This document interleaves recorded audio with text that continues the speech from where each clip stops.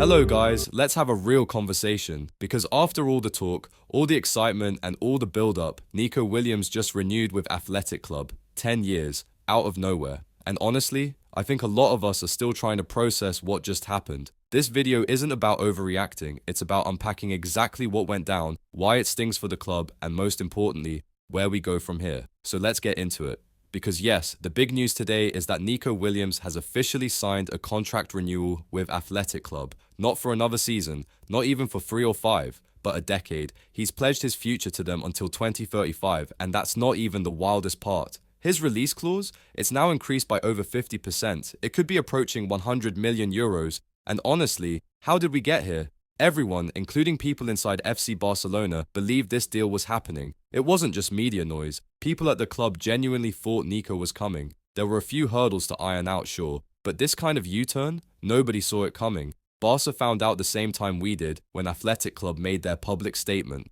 That's how last minute this was. The club is said to be furious, and honestly, it's hard to blame them, because they gave Nico a second chance after what happened last summer. Let's not forget, last summer, Nico also chose to stay with Athletic Club. We were told then that the Barca train only stops once, that if a player turns us down, that's it. And yet, here we are again. And the only reason we even considered him this time around was because he came to us. Nico approached Deco. He said he regretted last summer. He wanted to come now, and the club gave him that opportunity. Fans forgave him. We were all ready to welcome him with open arms. But once again, we've been played. And let's be real here, this wasn't an overnight decision. You don't draw up a 10-year contract in a few hours. There were negotiations, there were meetings. So let's not pretend Athletic Club was totally blindsided either. It's hard not to feel like this was a move from the start to push up his value and leverage interest from us. And the excuse? That he was worried about being registered at Barca? Come on, he knew exactly what our situation was. It's July.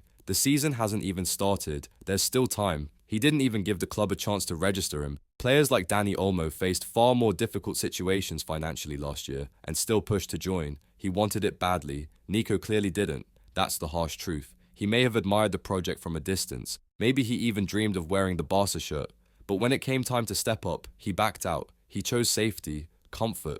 And for us fans, it hurts. Not because we're desperate for Nico, but because we wasted time. Again. The club spent weeks focused on a player who wasn't serious, and that's frustrating. But let's be clear, Barca will be just fine. We have a massive project, we have serious talent, and most importantly, we have options. The left wing still needs strengthening, and there are other players already on our radar. Luis Diaz is still out there. Rafael Leão remains an interesting name. Even Marcus Rashford is reportedly waiting for Barca's call. There are options, serious ones, players who want this. So yes, we're frustrated, and yes, it's a bit embarrassing to be fooled 2 summers in a row, but let's not dwell on it. Close the door, shut down the station, the Nico train isn't coming back, and honestly, that's fine with us. Let us know in the comments what you think. How do you feel about the way this unfolded? Who should Barca go for next? Let's talk. Thanks for watching and see you in the next one.